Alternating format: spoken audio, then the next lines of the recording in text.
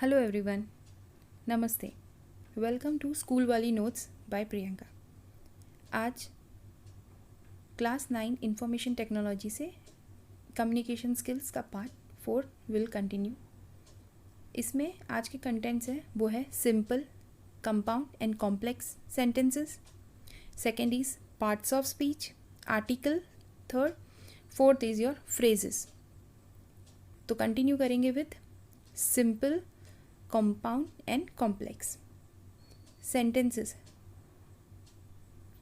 Last presentation, last session में हमने देखा था व्हाट इज सेंटेंस। सेंटेंस मतलब ग्रुप ऑफ वर्ड जिसका कोई मीनिंगफुल मतलब निकलता हो। तो अब उसके टाइप्स है, सिंपल हो सकता है, कंपाउंड हो सकता है, या तो कॉम्प्लेक्स हो सकता है। तो सबसे पहला है सिंपल। सिंपल का मतलब क्या हुआ? Simple sentence contains a subject and a verb. मतलब सब्जेक्ट क्या होता है? सब्जेक्ट का मतलब किसके बारे में हम बात कर रहे हैं, what the sentence is about. And a verb, verb मतलब कोई भी फिजिकल एक्शन को एक्सप्रेस करना। Will see in your parts of speech. So फिलहाल a simple sentence contains a subject and a verb, और वो एक्सप्रेस करता है कोई भी एक कंप्लीट आइडिया को। अब यहाँ पर एग्जाम्पल देख लेते हैं from your text book. That is your simple sentence. यहाँ पे लिखा हुआ है Kartik works at Decode AI। तो कार्तिक जो है वो है सब्जेक्ट है। किसके बारे में हम बात कर रहे हैं? कार्तिक के बारे में। तो वो सब्जेक्ट हुआ। वो क्या कर रहा है? वो वर्ब हुआ, कोई फिजिकल एक्शन या तो उसका स्टेट। तो वो कर क्या रहा है? वर्क। और ऑब्जेक्ट मतलब क्या कर रहा है, किस पे कर रहा है, तो वो है Decode AI। So Kartik is your subject, works is your verb and object is your at Decode। तो सिंपल है, सिंपल स्टेटमेंट में सिर्फ एक कंप्लीट आइडिया बताई दी जाएगी, और वो होता क्या है? एक सब्जेक्ट होगा उसके अंदर और उसके अंदर एक वर्ब होगा। So that is called your simple sentences. A compound sentence, compound sentence contains two independent clauses joined by a conjunction. यहाँ पर थोड़े वर्ड्स हाईफाई लग रहे हैं।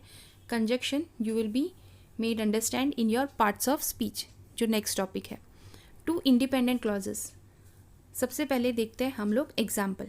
और सेकेंड लाइन यहाँ पे बोली गई है, the first part of the sentence and the second part make sense independently. Example के साथ समझते हैं ये इंडिपेंडेंट क्लॉज होते क्या है।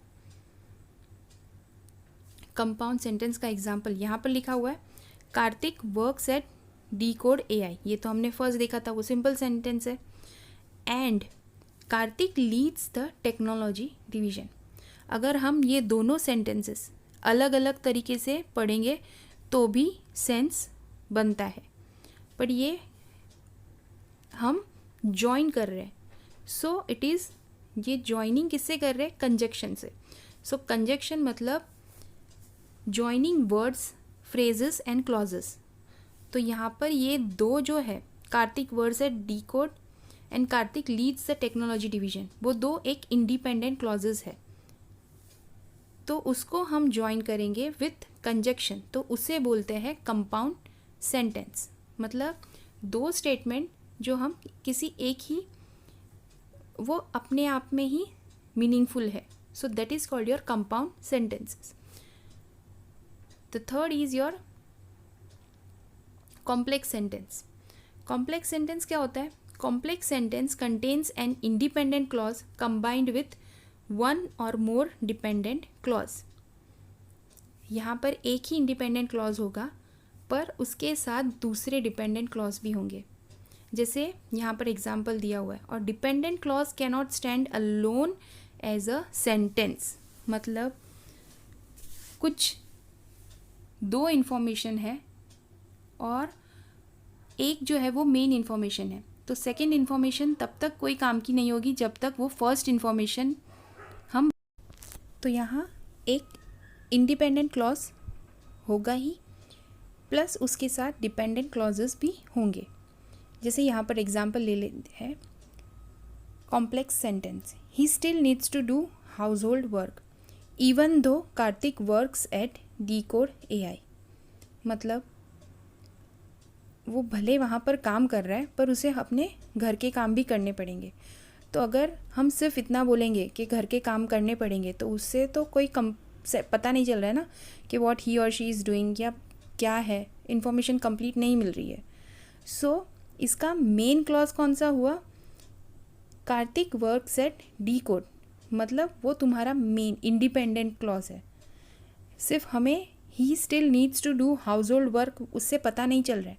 So that is dependent on the main independent clause that is Kartik works at D code. तो Kartik works at D code वो तुम्हारा इंडिपेंडेंट क्लॉज है. मतलब अगर उसे मैं इंडिविजुअली भी बोलूँगी तो इट मेक्स सेंस, बट मैं सिर्फ इतना बोलूँगी he still needs to do household work even though, तो उससे पता नहीं ही हु नहीं ना. तो उसी तरह से सेकेंड उसको ट्विस्ट किया हुआ है. Even though Kartik works at D code AI he still needs to do household work. Again पहला जो है even though Kartik works at D code that will be your independent clause, मतलब मेन क्लॉज. वो independently भी बोलूँगी तो उसका sense निकलता है. Again the next part is dependent on the first part, कि मतलब वो जो सेकेंड स्टेटमेंट है वो किसके बारे में बोला जा रहा है? ऑब्वियसली कार्तिक के बारे में बोला जा रहा है. So this is your complex statement sentence. तो ये थे तुम्हारे simple, compound and complex sentences. अब next topic will move to that is here are 8 parts of speech. First is your noun. What is noun? A noun is used to name people, object और idea. कोई भी people, object या idea तो वो तुम्हारा noun हुआ. Adnan is an intelligent young man. तो यहाँ पर Adnan and man are your noun. Second will be pronoun. Pronoun मतलब noun के बदले यूज़ होने वाली part. तो यहाँ पर जैसे I have built a house, तो कोई नाम के बदले या कोई पर्सन के नाम के बदले या उसके बदले हमने लिखा हुआ है I have built a house. So I is your pronoun. Third is adverb. Adverb का मतलब क्या हुआ? Refers to a word that describes a verb an adjective another adverb.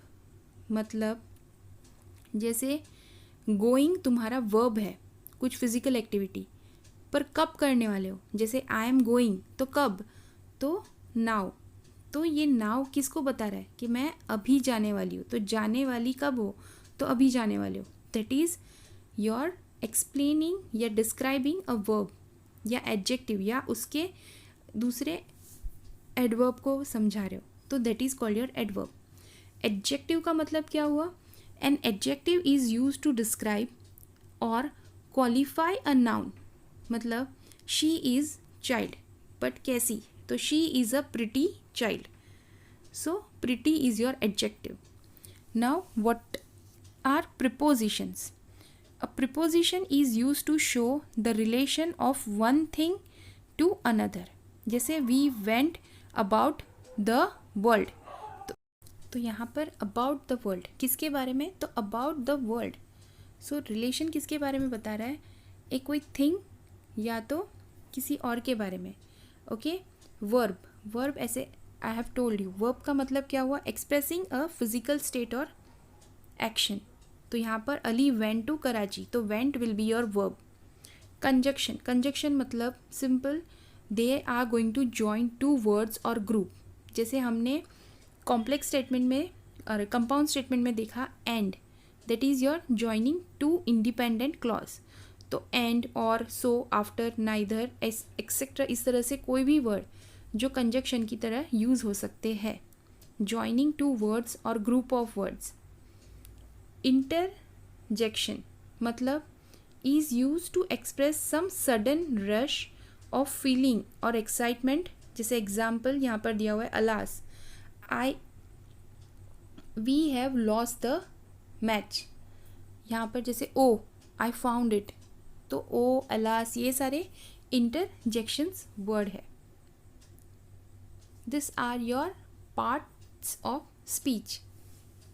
तुम्हारे टेक्स्ट बुक के हिसाब से the 6th question is explain the various parts of speech, use them in a paragraph and show each component. मतलब पहले तुम्हें ये सारे 8 parts of speech explain करने हैं, नॉट विद द एग्जाम्पल, पहले सिंपल बता देना है कि नाउन क्या है, प्रोनाउन क्या है, and then you have to use this noun pronoun in a paragraph, किस तरह से लिखोगे. Okay, now we will continue to the next topic, that is articles. Articles क्या क्या होते हैं? A, an, the. ए और एन कब यूज़ करोगे? जब कोई भी ऑब्जेक्ट स्पेसिफिक नहीं है. ठीक है, स्पेसिफिक नहीं है मतलब तुम्हें पता नहीं है किसके बारे में तुम बोल रहे हो, क्या उसके बारे में तुम्हें कोई आइडिया है, सिंपल एक जनरल वे में तुम बता रहे हो. जैसे यहाँ पर एक एग्जांपल दिया हुआ है, आई नीड अ फ़ोन, पर तुम्हें पता नहीं है कौन सा फ़ोन, कैसा फ़ोन, सिंपल एक फ़ोन चाहिए, स्पेसिफिकेशन अभी क्लियर नहीं है तुम्हें.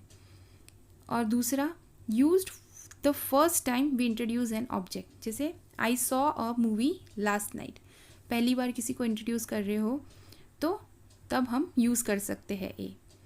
N, obviously you know the vowels AEIOU, तब we use an. The second article is, the third article is the. The का मतलब क्या हुआ? When you are known about the particular object, मतलब जैसे कि कोई बुक टेबल पर रखी हुई है तो you will ask your friend कि ये बुक मुझे चाहिए, तो वो हमें पता है. तो जैसे यहाँ पर लिखा हुआ है, can you give me the books on the table, मतलब हमें पता है कि ये बुक्स के बारे में बात कर रहे हैं, स्पेसिफिक है. तो स्पेसिफिक ऑब्जेक्ट जब हमें दोनों, स्पीकर भी और लिसनर दोनों को पता हो, तो तब हम यूज़ करेंगे the. Used when we mention the object again, जैसे the movie is based on a real life incident, जैसे हम फिर से मेंशन करने वाले वो ऑब्जेक्ट, तभी भी हमें द यूज़ करना है. Okay, this are the articles a an the. The next topic is phrase definition and example. Okay, this is the best example जो फिलहाल अभी की generation, when you do WhatsApp, Instagram, तब जब मैसेंजर पर इसी तरह से बात होती है. आजकल फ्रेजेस में ही सब बात करते हैं. जैसे यहाँ पर हम लोगों ने सबसे पहला ले लिया, सबसे पहले देखते फ्रेज का मतलब क्या होता है. A group of 2 or more words functioning as a meaningful unit within a sentence और क्लॉज. आजकल सब लोग बहुत बिजी है तो सब फ्रेज में ही बात करते हैं. तो यहाँ हम लोग देखते हैं, सबसे पहला है noun phrase, the tiny mouse. बस एक फ्रेज तो है पर मतलब बता दिया कि भाई ये टाइनी माउस है. Verb phrase, what are you doing? Was reading. So that is your verb phrase. Adjective phrase, very tall. Adverb phrase, only occasionally. Prepositional phrase, जैसे on the table. So this are your, तो ये तुम्हारे थे types of sentences, what are parts of speech, what are articles, what are, and last is phrases, क्या होते हैं. So this is how every, mostly अब तुम्हें कैसे सेंटेंस बनाना है you would have known. So last topic is your writing effective paragraphs. So अब तुम्हें कैसे पैराग्राफ लिखना है, पहले तो कैसे सेंटेंस लिखना है वो तुम्हें पता चल गया. तो you can now write at least normal sentences, अच्छे से paragraph you can write it. So here we end our session and even your chapter 1 communication skills. So if you do like my video, please do like, share and subscribe. Thank you. Have a nice day.